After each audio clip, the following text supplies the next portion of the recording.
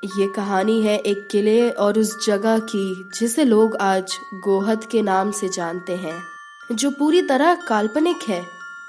कुछ भूतिया, कुछ खोज और दोस्ती की इस कहानी का हिस्सा है। शायद ये आप सभी को पसंद आएगी। हेलो दोस्तों, मैं पलक लेकर आई हूँ आप सबके लिए एक नई कहानी श्रृंखला जिसका नाम है भूतों के गांव में।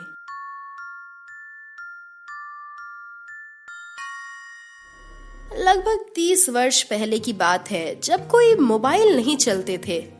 संचार के कुछ एक ही साधन थे, जैसे पत्र आदि। पीजी कॉलेज में फाइनल पेपर के बाद जब प्रैक्टिकल बाकी रह गए थे तो एक ग्रुप इकट्ठा हुआ। ये मित्र मंडली भी खूब होती है। जहाँ भी मित्र इकट्ठा हो जाए तो फिर बात ही क्या है। सब बातों में इतने खो जाते हैं कि न भूख लगती है न प्यास। एक ऐसा ही ग्रुप था उन तीनों का, ज्योति, राघव और श्याम का। सभी बिंदास थे, ग्रेजुएशन पूरी कर चुके थे और पीजी का लास्ट ईयर था, तो सभी काफी खुश थे। इस ग्रुप का नाम कॉलेज में प्रसिद्ध हो गया। वो नाम था हैप्पी क्लब। जबकि इस ग्रुप से एक अलग ही ग्रुप था जो सभी के कामों में टांग अड़ा देता था। राहुल, सोनम और आर्यन का, और ये तीनों बहुत ही उद्दंडी थे। सबको परेशान करना, ऊट पटांग हरकतें करना इनका काम था। आर्यन यूं तो दिल का सही था, पर पैसे ने उसके भाव थोड़े चढ़ा दिए थे। उसके पापा बहुत पहले शहर आ गए थे और उनका तेल रिफाइनरी का काम काफी अच्छा था। हैप्पी क्लब के सभी सदस्य साथ में मिलकर हर मैटर पर बात कर लिया करते थे। बस एक दिन सभी बैठे बैठे बात कर रहे थे कि भूतों की चर्चा होने लगी। और फिर क्या, भूतों की चर्चा में इतने डूब गए कि बस उसी में घुसते गए। सभी मस्त थे बातों में कि ज्योति ने जिद की कि मुझे भूत देखने हैं, तभी मैं मानूंगी कि भूत होते हैं, वरना आज के बाद इस मैटर पर कोई बात नहीं करेगा। उस बारे में क्या बात करना जो चीज हो ही ना। तभी श्याम ने भी ज्योति की हाँ में हाँ मिलाई। हाँ, ज्योति सही कहती है, ये भूत वूत ना कुछ नहीं होते। मुझे इन सब पर भरोसा नहीं है। मैं भी भूत को देखूंगा तभी मानूंगा। राघव और सभी ने इस टॉपिक पर बात करने से पीछा छुड़ाया। जब उन्होंने भी नहीं देखा भूत को, तो वो कैसे इस बारे में बात करें भला। इस ग्रुप की सारी बातें आर्यन सुन रहा था और उन सब पर एक टॉर्च कसते हुए बोला, भूत को देखना है तो जाकर गोहद के किले में देख लेना, पता चल जाएगा। और वो अपनी बात कहकर आगे बढ़ गया। सभी ने उसकी बात को अनसुना कर दिया और वहां से चले गए। ये कब से हमारी बातें सुन रहा था, ज्योति ने मुंह चिढ़ाते हुए कहा। श्याम ने बोला, जाने दो, क्या मुंह लगाना। ज्योति ने पूछा, पर ये गोहद का किला है कहाँ, और क्या वो सच कह रहा था? क्या सच में वहाँ भूत है? क्या हम भूत देख सकते हैं? राघव चुपचाप श्याम और ज्योति की बातें सुन रहा था, मगर क्या करता। उसने पूछा, क्या गोहद के किले के बारे में ये आर्यन को ही पता है? हम लोग भी तो वहां जा सकते हैं, क्यों ना हम सब चलें? तभी श्याम बोला, यार मुझे लगता है हम आर्यन के बिना नहीं जा पाएंगे, क्योंकि वो गोहद का ही रहने वाला है। उसने मुझे बताया था कि उसके पापा बहुत पहले गोहद से शहर आ गए थे और उस किले में अब वहाँ कोई नहीं रहता। मैंने सुना है बहुत अलग अलग कहानी बताते हैं वहाँ से जो लोग भी आए हैं। फिर क्या था, ज्योति और श्याम भी काफी उत्तेजित हो गए वहाँ जाने के लिए, और फिर सभी ने आर्यन को मनाना और उससे दोस्ती करने का नाटक किया। राघव थोड़ा मस्त मौला था। उसे सबसे बात करना और किसी को भी अपना बना लेने की कला अच्छी तरह आती थी। और फिर बातों बातों में ही आर्यन ने राघव से कहा कि यार हम सभी को गोहद का किला और गोहद देखना है, क्या तू हमारी मदद कर सकता है? हम सभी चलते हैं वहाँ।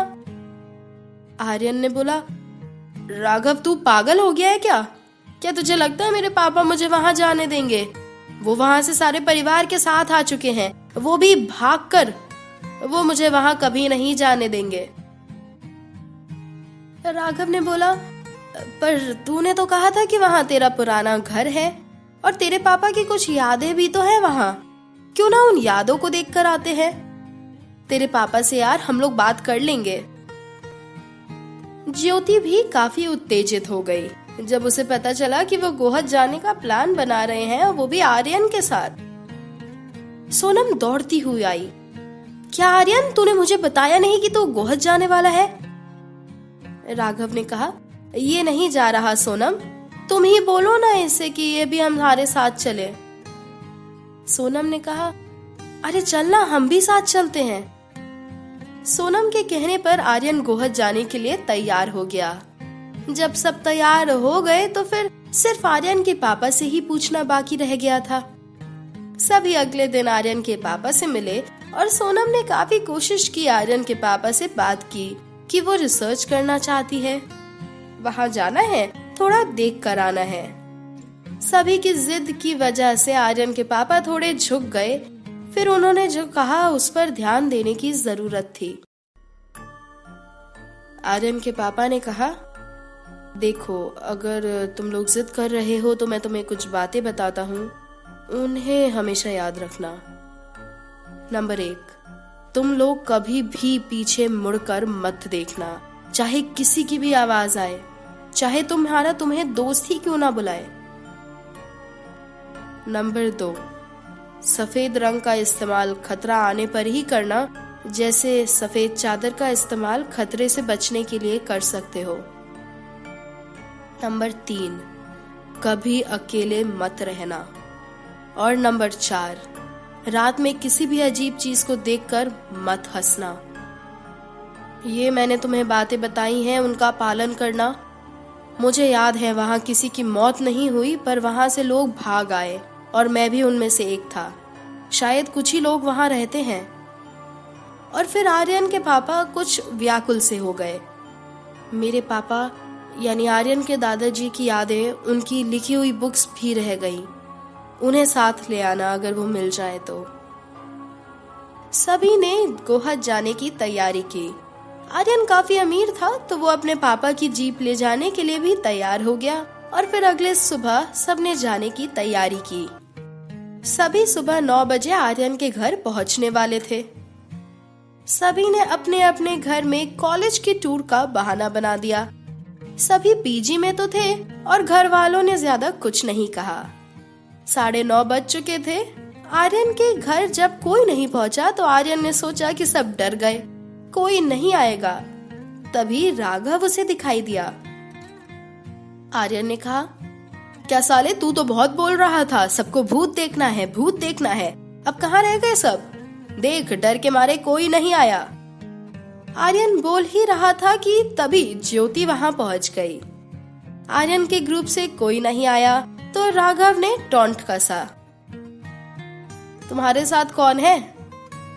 काफी देर के बाद जब वो लोग नहीं आए तो तीनों ही गोहद चलने के लिए तैयार हुए। तीनों ने फैसला किया कि वो एक रात ही वहां रुकेंगे, चाहे कुछ भी हो जाए। आर्यन ने जीप चालू की तो तीनों बैठे। तभी कुछ देर पर ही सोनम ने पीछे से आवाज लगाई, अरे मुझे कहाँ छोड़ रहे हो? उसे देखकर सभी हंसने लगे। वो एक बैग लिए हुई थी। राघव ने ज्योति के कान में कहा, ये बैग लेकर वहां रहने जा रही है क्या? दोनों जोर जोर से हंसने लगे। 3-4 घंटे के सफर के बाद वो लोग आखिर गोहद की सीमा में घुस गए। दोपहर के लगभग 2 बज चुके थे और धूप काफी हो रही थी। कोई भी इंसान वहां नहीं दिख रहा था। जीप की आवाज सुनकर कुछ बच्चे उस जीप को देखने निकल आए और आर्यन ने जीप वहीं रोककर एक पेड़ के नीचे बैठे बुजुर्ग व्यक्ति से, जो अपने कपकपाते हाथों से तंबाकू घिस रहे थे, उनसे पूछा कि गोहद के किले जाना है। और बुजुर्ग बाबा आर्यन की आंखों में आंखें डालकर वहां की भाषा में अपनी तंबाकू मुंह में डालते हुए बोले, काहे जाना है? तभी जीप में बैठे हुए राघव ने कहा, वो भूत से मिलना था। बाबा समझ गए कि ये जरूर कुटिल वृत्ति वाला व्यक्ति है। तीनों जीप के अंदर बैठे बैठे हंसने लगे और बाबा ने गुस्से में मुंह फुलाए हाथ का इशारा दिया। हाथ की दिशा में ही वो लोग आगे बढ़े। गांव को पार करके उन्हें कुछ दूर चलने पर एक पहाड़ी दिखाई दी जिस पर एक किला बना हुआ था।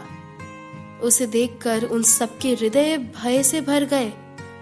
आर्यन ने जीप पहाड़ी पर चढ़ा दी। पथरीला रास्ता था और जीप नहीं चढ़ पाई। अब उन सबको किले तक पहुंचने के लिए आगे का रास्ता पैदल ही तय करना था। आर्यन ने अपनी कलाई पर बंधी घड़ी को देखा। समय लगभग 4 बजे का था। आर्यन ने कहा, मुझे लगता है कि अब हमें किले की चढ़ाई नहीं करनी चाहिए। दोस्तों, इस श्रृंखला के आगे के भाग सुनने के लिए मेरे चैनल के साथ बने रहिए और इसे सब्सक्राइब करना ना भूलें।